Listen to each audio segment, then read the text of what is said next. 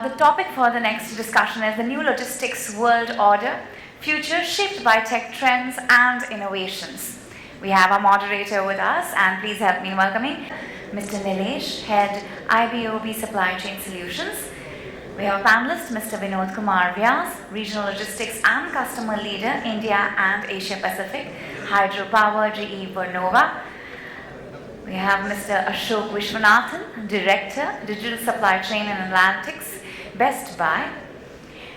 Mr. Sanjay Gupta, Head Supply Chain, Devyani International Limited. Mr. Varun Bajpai, Head India Planning, Logistics and Customer Service, General Mills. Mr. Varun Dutt, Head Logistics and Supply Planning, Dabur India Limited. Mr. Liven, Vander, Elstraeten, Asia Pacific, Head BD and Solutions, GXO. Mr. Anand, Iyer, Head Corporate EXIM and Commercial, Thermax Limited. Ladies and gentlemen, let's set a perfect tone and give a warm applause to our panelists and our moderator. Over to you, Neelesh, sir. Mic is working? Am I audible? Can I have a louder round of applause? I think there are some present guests here. Thank you. Should I quickly run through the guest list again? Mr. Vinod Vyas, he is Regional Logistics and Customs Leader. Mr. Ashok Viswanathan, Director, Digital Supply Chain, Bajpai. Mr. Sanjay Gupta, Head Supply Chain, Devyani. Mr. Varun Bajpai, Head India Planning, Logistics and Customer Service, General Mills. Mr. Liven, he is APAC Head, BD and Solutions, GXO.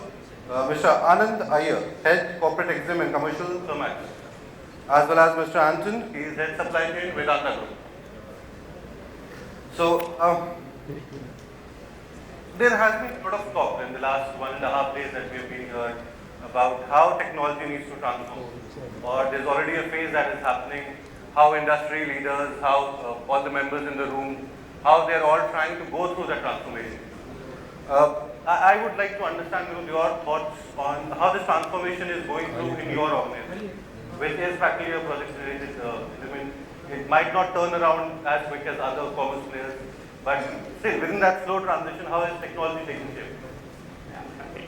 So I'm from the project background, and when it comes to the project logistics, every project has a different challenge, different maybe I can say the different parts, different size and weight for every project. So it cannot be a very simple or maybe the same process, same practice for every project. So every time it's very difficult to correlate, or maybe I can say the accurate forecasting and planning for maybe the initial stage of the project. So what we are doing right, the main challenge we were facing in the past days, that we have the SAP wherein we take our orders very well from PR to PO and up to the delivery. But when it comes to transport to the logistics team, they face the difficulties to get the dimensions and weight at the very last stage when the package is ready, but the packing is complete, and then they decide maybe the mode of shipment or the bundling and the delivery to the project site. So the information flow, everyone knows that okay, these parts are getting ready at this manufacturer by this time, but the person who is taking actions on the logistics is not aware how much volume is there, so he can't plan in efficient way the logistics. So, but we have the separate tool, a very good tool for making the engineering drawings, which has all the required information which is required for logistics, but it does not have having the delivery dates like that. So we have two different tools. We have the information, but we don't have at the same place where it can be useful. So now what we are doing, we have done actually that we have, by use of this AI and machine tooling, we have collaborated both the tools. Now we can get a report stating, okay, these are the parts getting ready in this date, and these are the dimensions and weight. By this actually we could able to manage the bundling, have a better forecast to give to the logistics service provider, and they can plan the activities well in advance rather than maybe the last minute firefighting. So These maybe the use of these IT tools to plan our logistics in better way, maybe the better forecasting is supported us. So the transition from practically the old age tech methods of doing Excel or communication over phone has moved into now more analytics. ERP is there. ERP is helping you take certain decisions at a certain point in time. Exactly. So ERP, so ERP was there for maybe I can say for many years, but ERP itself cannot do everything. So that's why to collaborate more tools in the single platform is the key. And moving forward and building upon it, Anandji, what are your thoughts that since this innovation term has been very frequently used, and we had a kind of the table discussion as well, that it's not too much. So how do you think that the innovation investments by organizations, specifically yours, is helping you grow? See, first of all, I would just like to say the thanks to both the organizers and Aditi as well as the Harsh and team for setting up this excellent event. Probably a round of applause for them. So that's something great that they have pulled it up, and I really thank them for giving us the opportunity to be on the table, even though it's a short time, but that really makes a big difference to all of us in order to hear out the company pointers and others.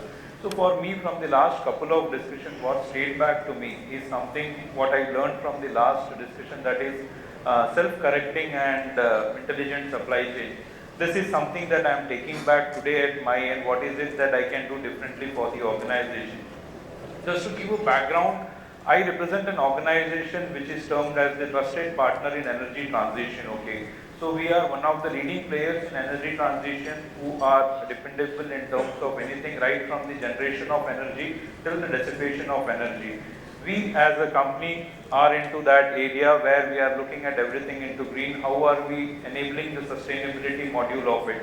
Why I am touching upon this sustainability front is because that's where something wherein the innovation is coming into play in terms of say green hydrogen, in terms of say any other technology, biogas, bio-CNG, whatever you call it as ethanol or something. So in that, the new energy segment when we are talking, everything is changing. Along with that change that is happening across, what change that is bringing it in the manufacturing and the tech sector that we are in.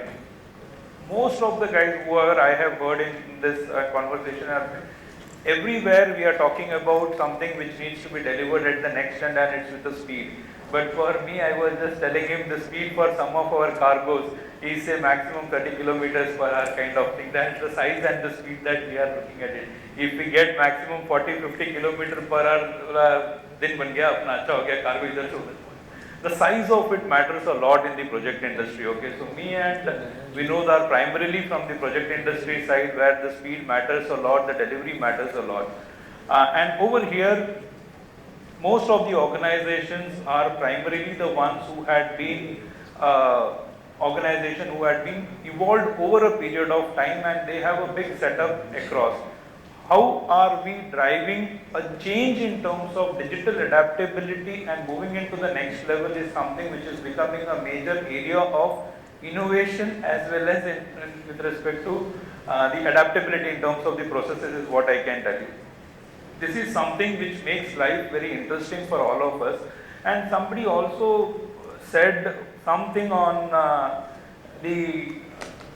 I would say competitiveness, innovation and the process and productivity. I am touching upon that point again over here. From the innovation side, from the logistics, I'll stick more towards the logistics on it.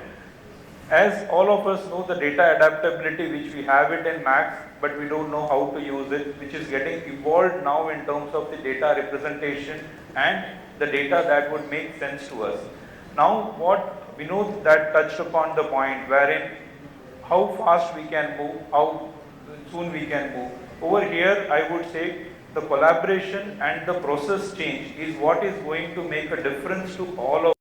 As a legacy companies where companies are looking at digital adaptation, the key things that one should say is how the young generation is getting tagged to the older generation, where the experience matter. Over here, the adaptability into tech matters. So I was in one of the panel discussion earlier where it was said that the most challenging area in terms of the innovation is how to make two generations walk together in the same place at the same speed, where one is having the tech, knowledge, process enhancement and everything, but he is not that adaptable to tech. The second guy is highly tech enabled, but at the same time is not in a position to take forward the technical understanding or the nuances. Just giving a couple of examples, the process industry need a special level of expertise in order to understand it.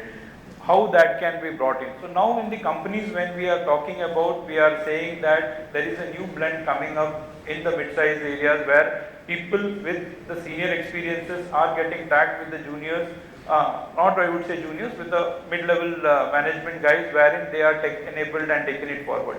This is also a part of innovation, is what I would say, in order to bring in the change in terms of adaptability, speed and process. From the tech side, lot of things we discuss in, I don't want to repeat it, that's AI, ML, whatever we call it as on that front, that is evolving and that is really going to make a difference. What India is changing, the pride part for it is the UPI and the digital infrastructure in terms of the finance that has developed over a period of time. That is going to impact us in every other sense, and that's my strong feeling, and I would really carry it back with every other sense, which the proposition of ULIP that is coming in and a couple of other digital adaptation from the government, customs, the NIC point of view that are coming in are really going to make a difference to us. So that is something where I would like to park on and pass it on to somebody else on it. But people and adaptability is something which I would like to see it as a different level of innovation at this point of time. Thank you. The pointer on that human touch to technology with the two generations working, I think that deserves an answer. The ones who have heard it could actually understand the meaning behind it. But we will not let go of AI and ML so quickly. Mr. Viswanathan comes from US. His core segment is on digital transformation within the organization. So how do you think these technologies are actually shaping up? And how quickly will we be reaching a point where currently there is still a question mark that are the decisions going to be made by the humans, or will we allow the machines themselves to make those decisions? So that is where we want to see how exactly this technology transformation will take forward. Thanks, Neelesh, and thanks for stating a really rote question in an eloquent way. And number two, some of my perspectives would be rather global. So it's no news for all of us that AI ML is the buzzword today. We all recognize there is more noise, and as an analytics leader, not a business leader like a lot of you all, I am a target of a lot of noise, and Gen AI hasn't helped. And I can vouch that every large organization has even a Gen AI task force with an analytics to not get left behind. Now coming to AI ML, my perspective is that it's AI from a supply chain perspective. We've been doing AI ML under the guise of optimization for decades. It's now, operations research and optimization has been subsumed under the AI ML umbrella. But it's not new for supply chain. But compared to other industries like finance or telecommunication, supply chain is what I call a laggard in digital fitness. Do we have data? We have a plethora, slew of data. But digital fitness is something completely different that we as supply chain professionals need to really understand. And the anecdote I would give is, I took one of my team members who was first time in supply chain, but a visionary in analytics, to a warehouse. He stepped out and said, Ashok, I felt I went back 20 years. He comes from high tech, and this happened in the last decade. So we as the supply chain professionals need to understand what it takes for data scientists and business leaders or business operation folks are like two rails of a track. And that's where I'm seeing the emergence of a third rail in connecting the two, which is called decision science, which is a team I lead for Indian supply chain. In reality, I didn't know what it meant when I joined it, but I see the value as a good connector between the business and the data scientists who are equally adept at doing their own parts, but not being able to make the connection to realize the value of AI and ML. Now, as business leaders, we also have a responsibility to, and this is coming from an analytics leader, not the business side, to ensure that the business side is ready for it. The business side is ready for the AI ML driven transformation. And where AI ML and analytics is where technology was maybe before 2000. Because most of our workforce accepts and importantly trusts technology, be it an EMS, OMS, WMS, YMS or an ERP. And that level of trust, I don't see it in AI or analytic solutions because it's just a black box. And as an organization, all of us need to undertake a journey to build that trust across the organization to ensure that there is, analytics is spoken in the same vein as technology.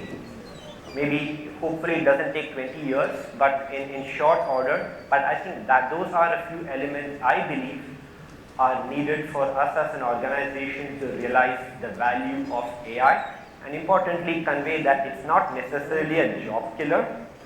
But there's a famous thing going around in LinkedIn, I'm sure all of us have seen it. AI is not going to take your job. Someone who knows AI will take your job, right? So focus on digital upskilling for our organization. Doesn't mean everybody becomes a data scientist, but there is a different level of upskilling that is needed for our workforce to survive in the digital future. Really insightful, and building upon it, understanding that still that journey is long way, where decisions would be taken by the machines directly. I personally have faced a lot of challenge. In 2010, I was implementing a WMS. In 2023, I'm still implementing a WMS. The organizations have changed, the customers have changed, but the concept is still the same. Built on that and understanding, something came in the early 2000s, the ERP systems. The SAPs and the Oracles suddenly got the hype. Organizations started understanding data, they started implementing it. My question is to you, running such a big organization, do you feel that the ERP itself as a basic tool, which came around 15, 20 years ago, has reached its life stage? Or can we still make certain that with the information flow and the understanding of a simple ERP, which corrects my left and my right, can still make a lot of difference?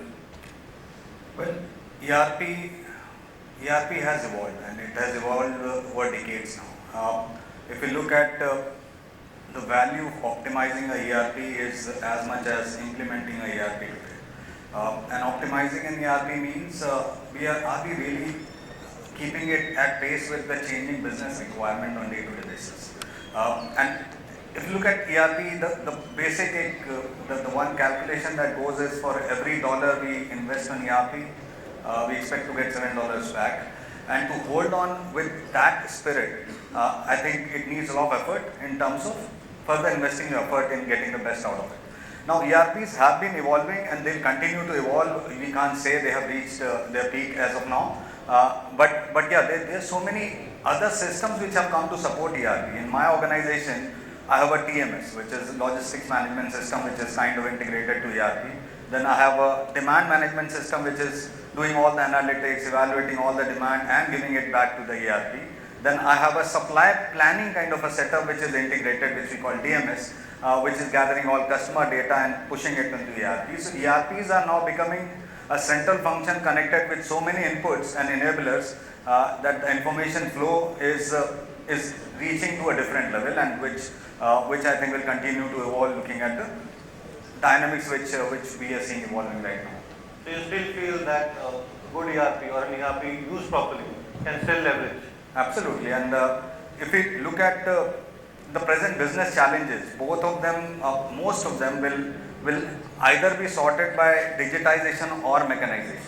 And now the whole of digitization piece is being dealt majorly by ERP by consolidating all other allied tools and equipment which are available. Insights are really well taken. In moving forward from the ERP part, the warehouse industry segment has evolved. And Liven, I would like to bring you in here.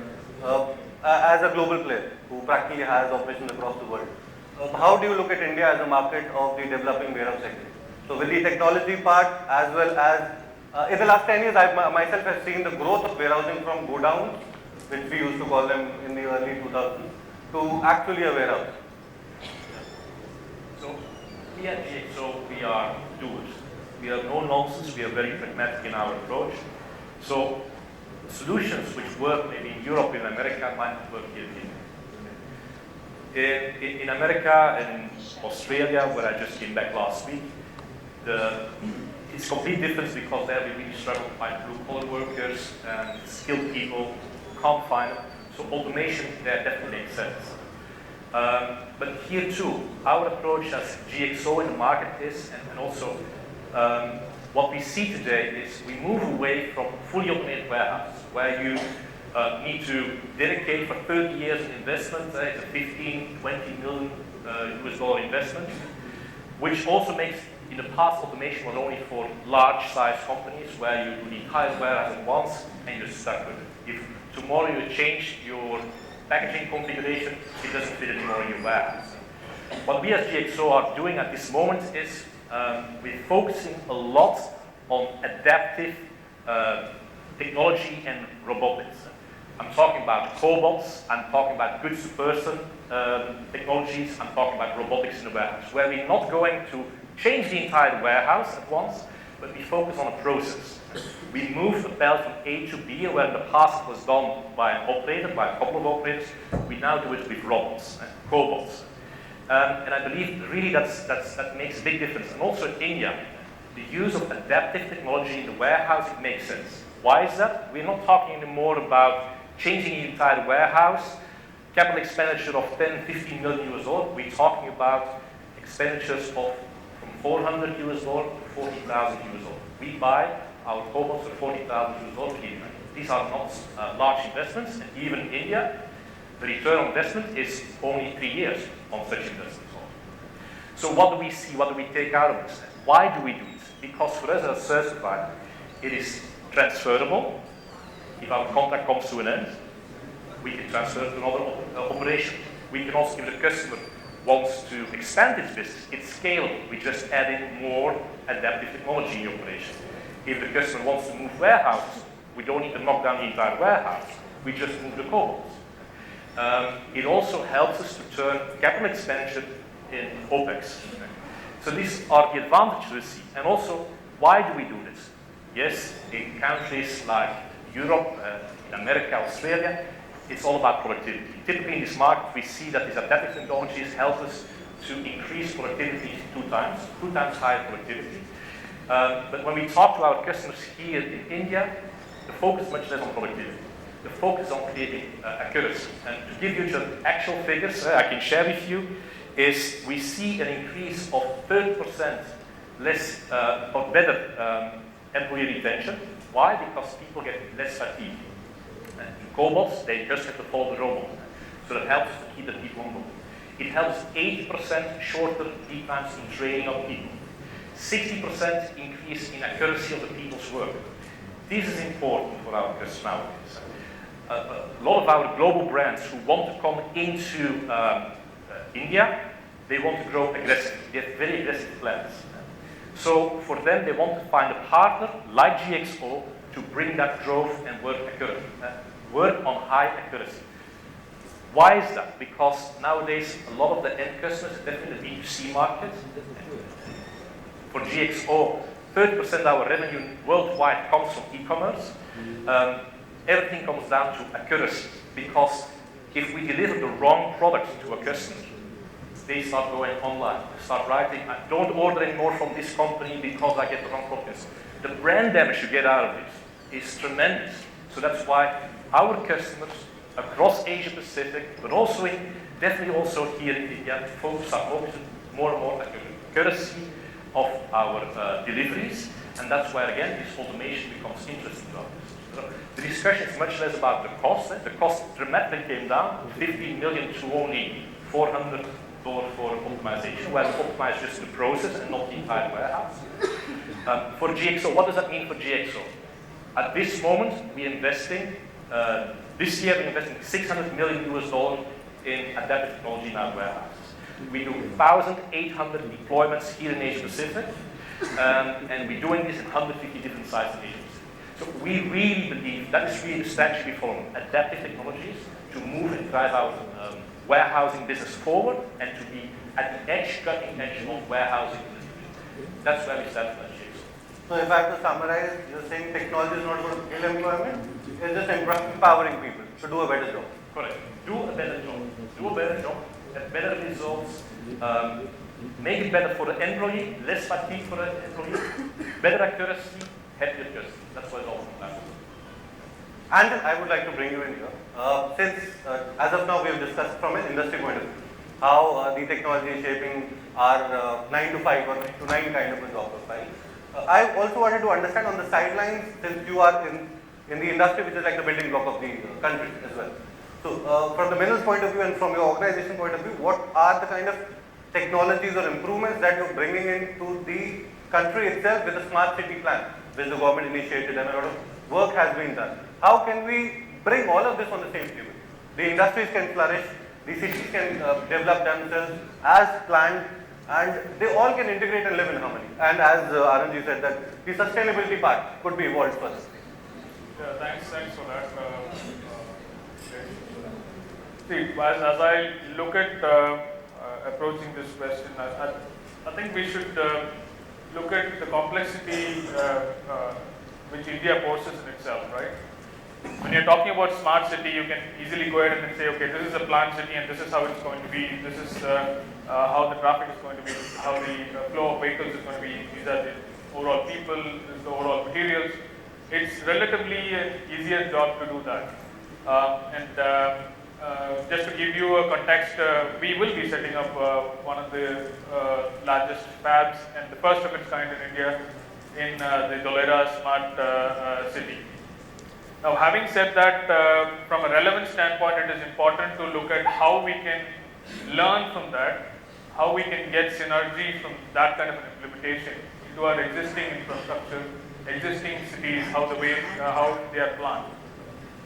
If you look at two major elements from that point of view, one is the physical infrastructure in itself, the other is the digital aspect. We spend too much time discussing the digital aspect and trying to go ahead of our times and do a lot of analytics, do a lot of work in terms of transformation, particularly on the digital front. Yes, that's important, but we'll have to put it into context from a physical infrastructure point of view as well. When you wanted to move something from point A to point B, what are the things which we are changing on ground? You might track what is the quantum of material which is moving, how the efficiency is building up, what is the price advantage which I'm getting because of these efficiencies. All those analytics will definitely help and will probably feed into the system as well. But most important is to look at how my physical infrastructure is actually keeping track of and whether it is falling in line with the industrial requirement. To answer that, you'll have to look at probably 5-6 years back and now. Over the last 5-6 years, there's a lot of changes which has happened on the physical infrastructure side, particularly from a speed of implementation point of view. Today, we are able to look at few of the aspects of the smart city. I'm taking a few aspects from the smart city and then giving you some insights of what we can or we already have in the current city infrastructure as well. Be it the ring roads which give access or which actually removes the traffic from the inner part of the cities. Be it the dedicated freight corridors which has already been planned and implemented, which have proximal access to airports, proximal access to seaports, industrial parks which are located strategically in and around that particular infrastructure so that there is an ease of access to the port. These are things which have physically happened. The speed of implementation has been quite strong in these areas. You look at ICDs as a concept. Ease of clearance of cargo, moving the warehousing from the port closer to the end customer and the actual place where the industrial activity happens. These are things which has already happened and in the process of happening as well. When you're looking at a smart city concept, all of these things have been planned for a particular volume and then put together. Now we'll have to acknowledge that this is already available and the government is also building this in its own pace in different parts of the country with the current infrastructure. Adding to this is what we are looking at from a digital perspective, be it IoT, be it big data analytics, having the vehicles connected. When you're talking about smart city, one of the key pillars is smart traffic and smart transportation. As a concept, it is about how you collect information from each vehicle, be it consumer, be it commercial, be it industrial, be it the logistics vehicles as well. How do you collect that information and pass it on back to actually build build a better system? So that PD CH cycle, which we were always having, plan, do, check, act cycle, that apparently didn't have the right information which was going and feeding the planning activity, because a lot of these things were happening on a paper and pen kind of a model. Today, most of these activities are changing into a digital form. So that is where your data is getting collected. The sanctity of data was a problem a few years back, but now there are models which are available, AI models, ML models which are available, which can look at cleaning up of that data as well. So all of these things are falling into place, which are contributing to creating a smart infrastructure for logistics within the current city levels as well. So those are things which I have observed and I would like to share. Plus, from a global benchmarking point of view, as one of the panel members was mentioning, in India, you look at few of the benchmarking parameters from a price per kilometer point of view, just for the sake of looking at it, but you'll have to look at from the sheer of the population, the quantum of materials which you're moving, and you will have to design systems which are customized to fit our Indian systems. And that has always been the challenge. The government cannot work in silo, the industry cannot work in silo, the service providers also cannot work in silo. It has to be probably anchored by the government and few of the major corporates in terms of putting these things together, working out a model, and that is where the smart city concept comes into play as well, right? So you can look at best practices being implemented there and probably replicate that at different levels, be it the software side of, or software system side of it, be it the physical infrastructure side of things. That's a model which we can definitely adopt. And I don't think we are not very far away from a smart city infrastructure point of view, but we are getting there. I mean, on a lighter note, I do find a lot of votes for the government. And coming down on the serious interesting stuff, that the integration between the cities, the operations, the work, I do imagine that with all the AI videos that we keep on seeing, how will the workplace look like? The supply chains, will there be all about drones? Will it be all about robotics? I think you have the luxury of being the last with a lot of time available. And I think this question fits you because you are into one of that segment where you are connecting with the consumer directly. So how do you see this transition happening? And eventually in 2030-35, how do we look at businesses? I come from the QSR industry. We operate around 1200 stores across India. And every store will have around 600-700 SKU. Now, the current challenge, obviously, with so much data, so much technology available, right? Our supply chain is still reactive supply chain, right? I don't know at what point in time which store is running out of stock, and because of which SKU, how much sales I am losing, right? So I am looking from that perspective, how do I ensure that supply chain become predictable, right? So how do I use the available data to ensure that we do not lose sales when a customer walks into my store, he orders a particular product, and interestingly, if you don't have a salt at a store, right, you can't serve any product to the customer. So salt becomes very important, although it is C category product, right? So in terms of by using the technology, how do I predict and ensure that I do not run out of stock in this store? That is point number one. For making it happen, there are two parts to it. One is use of technology, integration of technology, and how I use the data, right? So currently what we are doing actually, we are taking the baby steps, right? So we are at this stage one, where we are trying to make sense of data. Earlier, a lot of activity used to happen through Excel. Your order used to come through Excel, somebody used to compile, plan for the delivery, dispatch used to happen. Now what we are trying to bring is all order management system through SAP, puts into order management system, automated planning.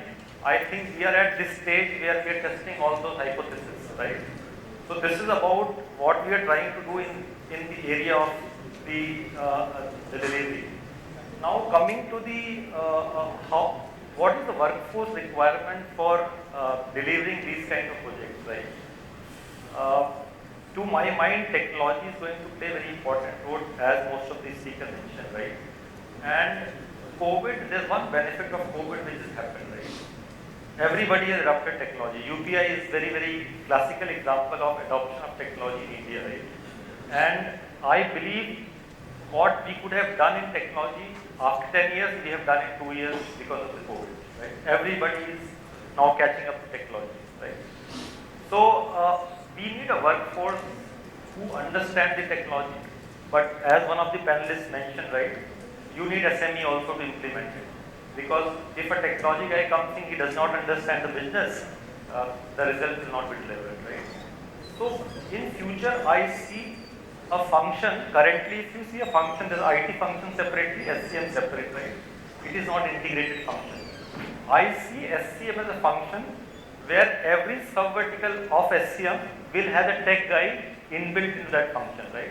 For example, a demand planning, you have a SME of demand planning, and you have a data scientist or you have a tech guy supporting him. So that is the change which is going to happen in SCM organization or structure per se in order to make it successful, right? So in my view, there are few factors which supply chain people need to consider for the future. One is obviously they need to be tech savvy, they need to learn tech obviously as far as possible.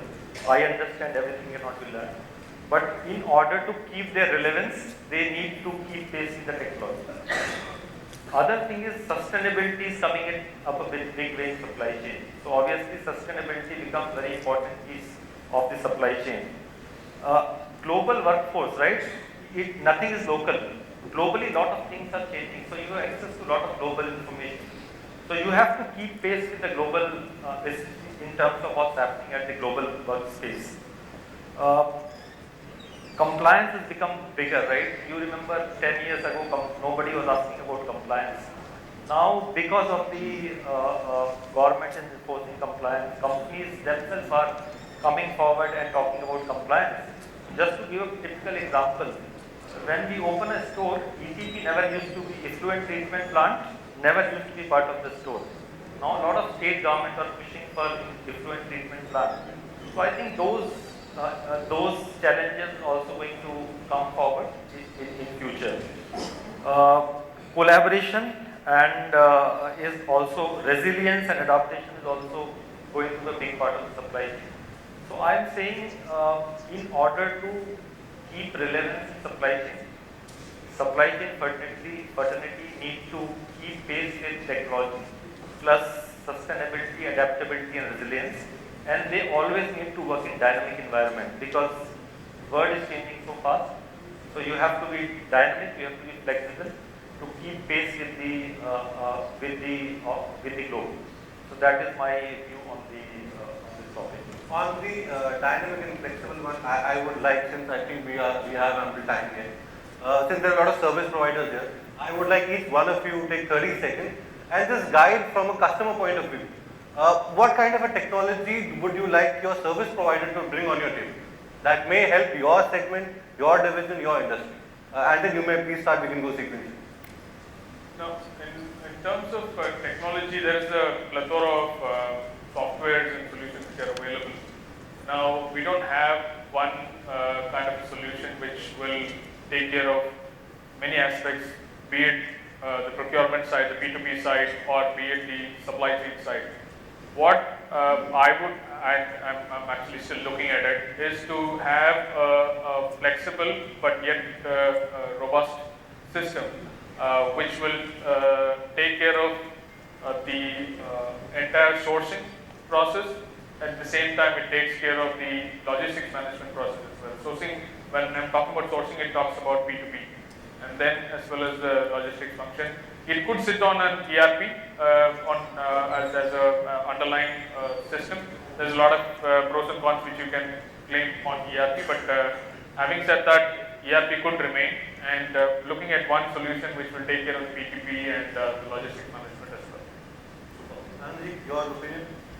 From my point, the ask from the service provider side would be more of a transparency because life has evolved in a big way. So transparency is something which makes a big difference to everyone, and that is automatically coming up with the visibility of a data coming in. When we say that there is nothing private to us in today's life, anything and everything that we do as an individual gets tracked through our mobile and every other sense on it. So that is what is coming up. So when it comes to the processes, and many of the times it has been that the logistics industry, probably there is not too much of transparency had been there, or there are some challenges on some or the other front. So on those kind of things, it has been evolved, and we have to adapt on both the sides in order to bring those kind of transparency and speed to get into it. And as the co-panelists said, in terms of the AI/ML, there are a lot of things that are happening on it, which is really going to make a big difference. The companies like us who are investing heavily again on the digital front in order to bring a lot of visibility, not only on the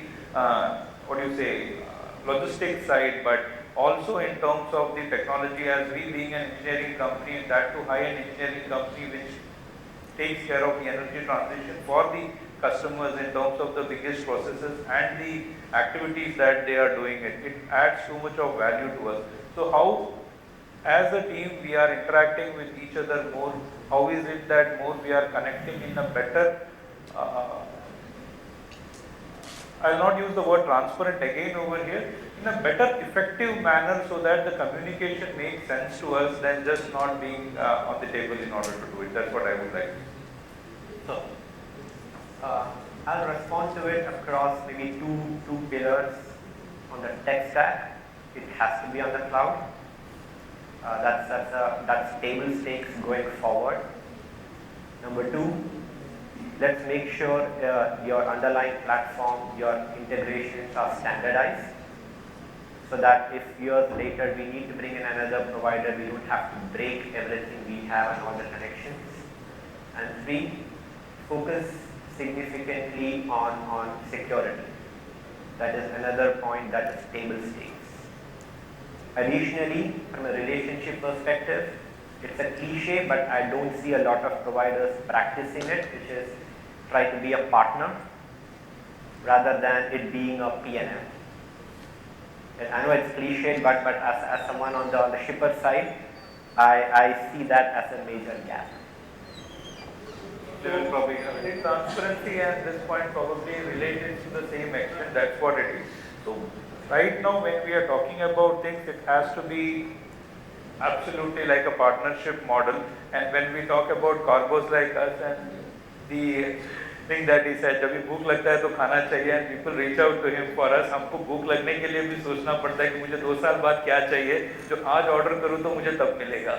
So the process of high-end engineering products takes a long lead time in order to manufacture, and anything and everything going wrong at any point of time puts a huge risk in terms of the cost, time, and the business prospects to a great extent, which has to be really thought for. That's what I would say. Your thoughts on people who are trying to sell technology to investors? Well, I think first of all, at GXO, we are a service provider in warehousing. I think the approach my entire sales team is taking here in Asia Pacific is we don't stuff solutions down the throat of our customers. We listen to the customer, and that's very, very important. Many of our competitors, they have their system, they have their operational process, and they tell the customer, that's what it is, we know best, you know nothing, take it or leave it. That's a complete wrong approach. And also when we talk about automation in the warehouse and so on, we analyze, we see, we make proposals to customers. In India, we make, often customers come to us and say, for example, we want to have a line feeding solution at our plant, please help us. Okay. We follow, we listen to them, we hear what they want, we make the proposal in the template as they want, and we submit. But we always make a second proposal. Because we analyze, our engineering team in Asia Pacific sits here in Mumbai, we analyze and we also make a B smart solution. We offer it to the customer and say, look, this is how we can improve your setup, we can do it smart, we can save costs, we can improve accuracy. It might be not something you thought about immediately, but it's maybe something you want today or in the future. And that is something very much appreciated by our customers. Is the fact that we're not here when it comes to IT system or automation or a way of thinking. We listen to our customers because our customers know their business well. But we also believe that in our business warehouse, we are also knowledgeable and we share that knowledge openly with our customers. I can also share in our contracts, 60%, in Egypt, my contracts are cost plus one, which means our customers clear visibility in our costs, and we share our cost savings, which we bring in through automation, through optimization, through the contract only with our customers. That builds that relationship with our customers. Because we also, what we want as a service provider, we don't want to sign just 3-year contract. We want to be a partner with all our customers for the coming 20, 30 years, as long as the production facility is there. That's what we want. How do you do that? By being very transparent, by listening to your customers, and share the savings with them. Hand in hand, that's how we grow. Why do customers come to us? Because they want to grow aggressively in Asia Pacific. They want to grow aggressively in India, because they know it's from America, from Europe, and so on, because they're missing us. We take them by the hand, because we are here already for 20 years in India, and we show them how to do it. And that's how we grow our business. That's how it is. Thanks for your thoughts. And sir, a quick comment. Technology. You have done excellent work with Excel. Yeah. So what kind of a technology product would you like from your service? So I think just picking up 2 points from the panelists. Yes. Transparency and relationship. These 2 points are very important. Why I am telling transparency? Because in my personal experience, we have engaged with one of the provider, right? And obviously, when sales guy comes in and pitches you saying that I can do everything for you, but when it comes to delivery, obviously your deliverables are not there, right? So I think somewhere trust, transparency, and relationship, partnership are the 3 keywords for any service provider who is trying to give the ERP services. Because currently we are dealing with many ERPs, right, sitting on top of each other, or sideways or backways, right? So I'm running a ERP on a store, SAP is running separately, a lot of ERP are built on top of it. And if a service provider is not able to figure it out to integrate all those, then a lot of projects fail because of those reasons, overcommitment, right? So that is my view on the service provider. So, considering from a manufacturing point of view, what are your? So I'll quickly. So see, in today's industry, if you look at how does a successful company look like? If I am a stock investor, I have a bouquet of companies listed, and I need to go and invest. A typical screener comes in and you put a filter. First few filters you will put in is ROC, which says return on capital invested. Then you will put price on book value. It used to be PE ratio at some point of time. So what we are trying to say is the expectation from the companies now is that they sweat on their resources. They sweat on their resources and work with minimal supply infrastructure and still cater to the demand which is even more dynamic than it used to be. And that's where the enablement of technology on these adaptive challenges are. I think through the discussion I was hearing, adaptive word is the most commonly used word across the panel. Because the technical challenges are already in a way or the other being taken care by ERPs and the technologies which we have. But these adaptive challenges which still exist, we are in wheat or say flour export business. Last year a situation came in that suddenly government comes in and tells you stop your exports from tomorrow. Now you have an infrastructure which you have a business which you have, and tomorrow your inventory is going to just sit with you, anything about it. Now this is a big adaptive challenge. Now if we have a plant and so there's another expectation from the companies. If your plant is not operating at more than 70% occupancy, you are not optimizing your resources. So now I have a plant which is running at say 80% capacity. If I set up a new plant, I'll go back to say back to 50. Now I have to adapt and understand how to really increase our capacity in a way that my infrastructure investment still convincing for next 3 years till my demand goes to that level. And that's where I think the technology needs to come in picture and tell us how do we really adapt to this. So that's my view. Reverse logistics is a tough thing, so I think it took a lot of time finding. So the company like GE, we always feel that the supplier or the logistics service provider are for business or business partner, and we always look, we consider them as a business partner, and as Anand said that the transparency and the integrity, they are the most important we expect from our business partner. and to integrate our like the IT tools, systems, we can access our partners system, and we also give access our system to our business partner. So by that actually it improves the transparency as well as the stronger business relations. It is very interesting to know that I asked a question on technology product and practically everybody said more on our general ethos of transparency and trust. Everything could be worked out, but the basic thing is the relationship should be established. Any questions from anyone, or should we move forward? Can we take it offline, because anyways we have a tea break? Perfectly fine. So I would request all of you to please, at least, it has been a very insightful session where a lot of different topics have been discussed from different panelists. Yes, we can take a group picture. After that, I'll request the moderator, Neelesh sir, to please hand over the mementos to our panelists.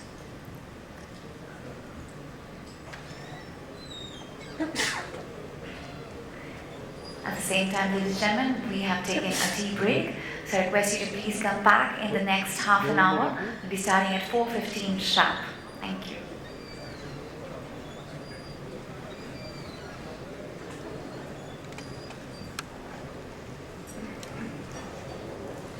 We also have panelists, Mr. Anton Arputhanayagam, Head Commercial SCM from Vedanta, who has joined us. Thank you, sir.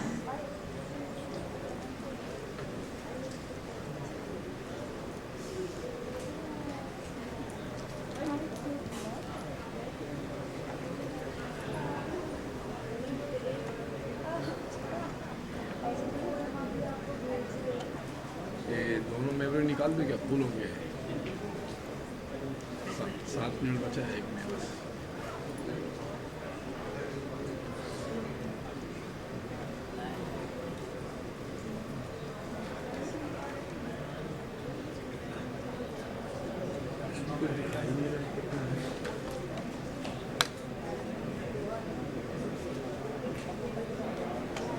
हमारे card में कुछ दिखाई नहीं रहा हाँ खाली है लेकिन उसका ये नहीं दिखा रहा ना कितना मिनट है